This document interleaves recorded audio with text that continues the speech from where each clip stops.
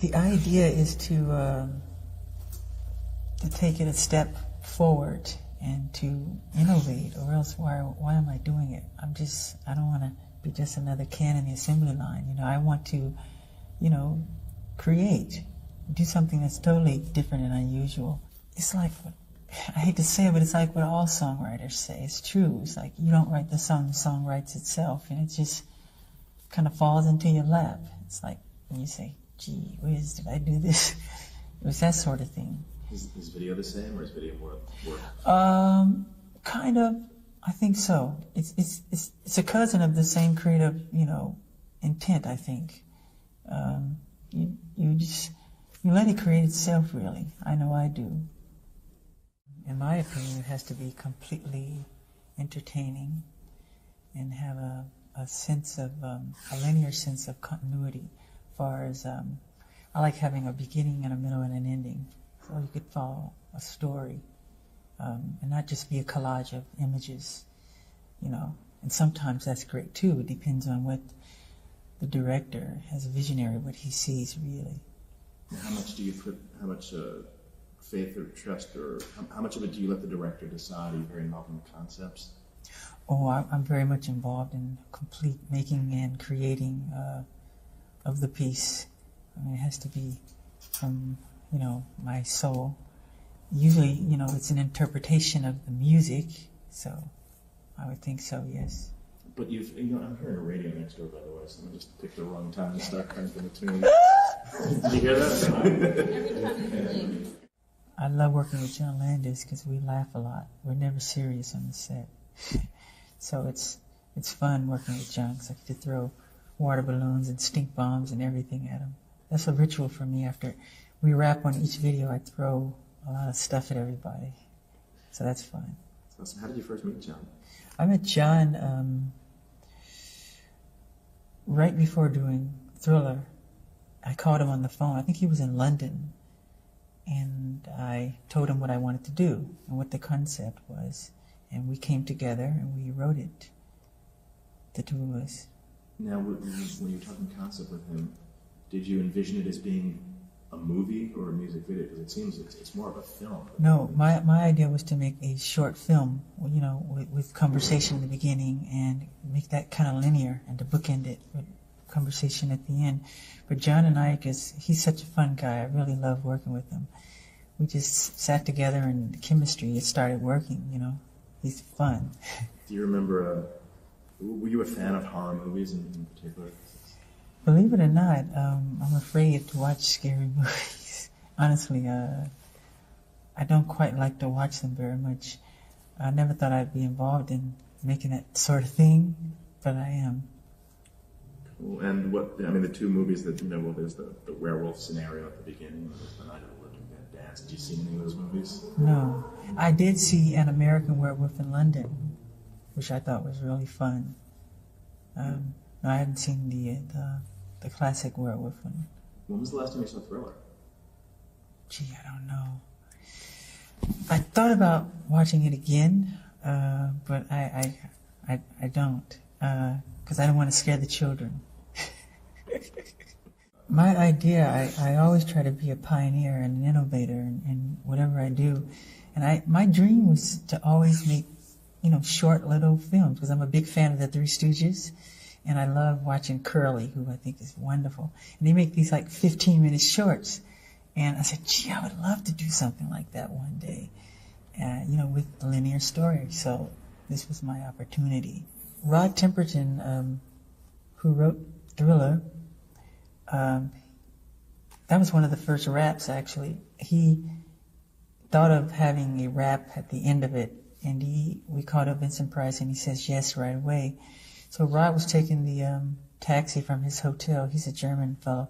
From his hotel to the studio, and he wrote it within transit. And he did a great job. Did you ever meet Vincent or get to? Yes, I've known Vincent Price since I was 11. And first time I met him, it was at NBC Studios. And he said, come here, like that, in his kind of gruesome voice. And I started to cry because I thought he was serious.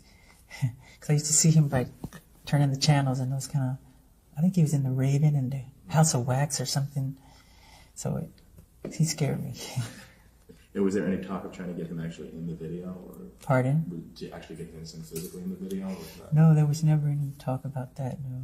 Okay, and some of the dialogue, we were watching the video earlier, and do you remember any of the dialogue from the scenes? Anything that jumps out at you from the film at the beginning with all that? From Thriller? Yeah. Do you have a favorite line or favorite part of that? Because we were all...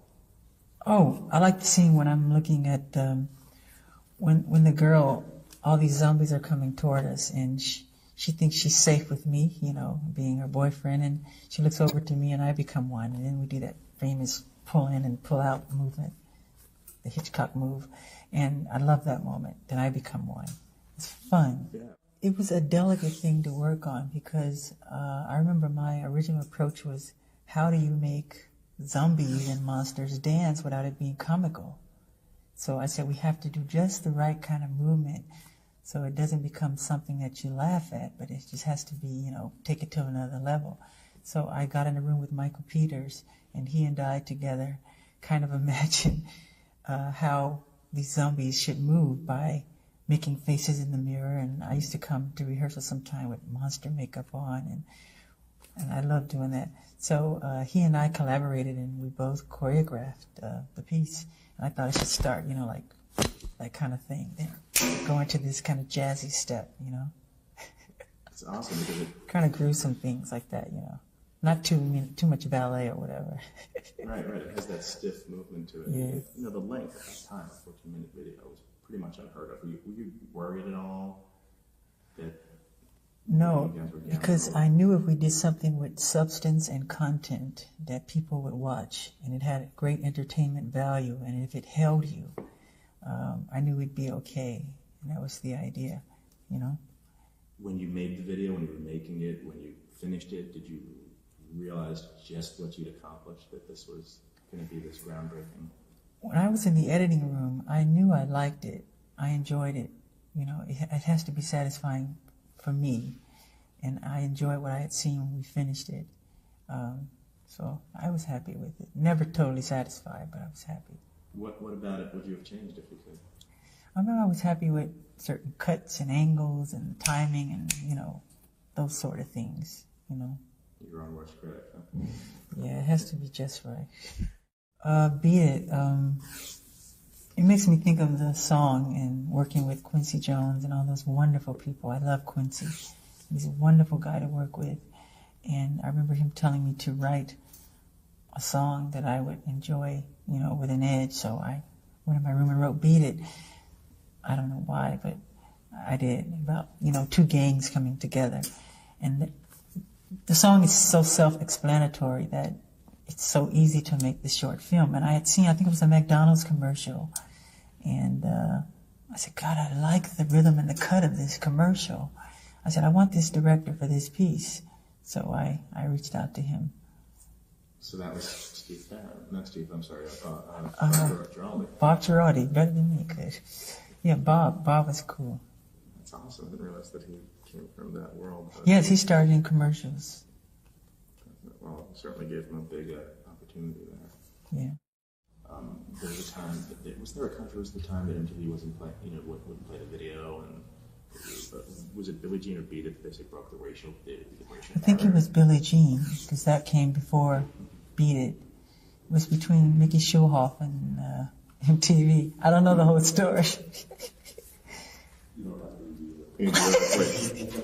But still, how did that make you feel to finally, you know, to be the one to kind of be the first? It makes me feel happy. It really does. I was glad. Cool.